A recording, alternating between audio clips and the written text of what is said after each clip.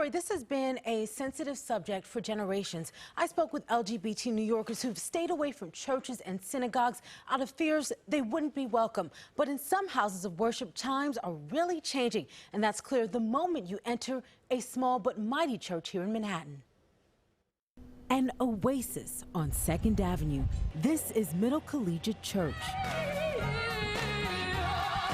where diverse voices sing together and diverse New Yorkers have found a home. I hadn't heard that God loved me as a queer person before I came in these doors. We're working on a love revolution, and we want everyone to join it. Reverend Jacqueline Lewis leads the faith community here. Middle Church is both historic and progressive.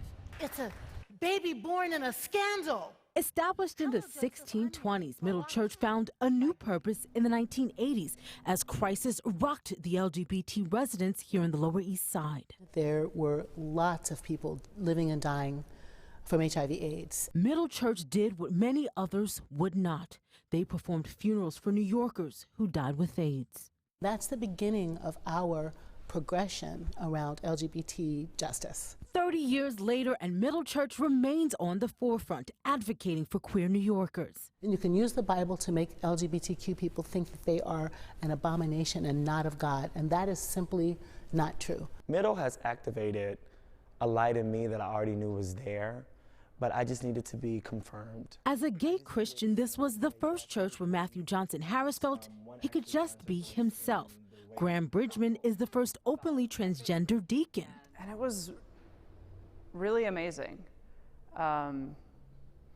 Getting to stand in front of people and go to scripture and then bring back a word for them. This June, Middle Church is boldly celebrating Pride. Yesterday's service was filled with personal testimonies. We hide in straight spaces because they are often not safe for queer people. And they're not the only house of worship embracing Pride.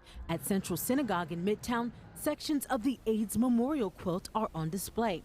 They're even planning a Pride Shabbat dinner. So everyone has the right to find love and to enjoy Jewish community. More conservative faiths like the Catholic Church are also building better bonds with the LGBTQ community.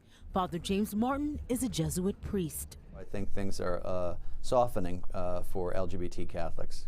In New York, for example, I think it's very strong. LGBT Catholics feel welcome in the church. In other dioceses and cities, it's not so strong. Back at Middle Collegiate Church, Pride isn't just for the month of June. It's fundamental to who they are. Why not interpret through the lens of love? That's what Jesus did, and if it's good enough for Jesus, it should be good enough for the whole church.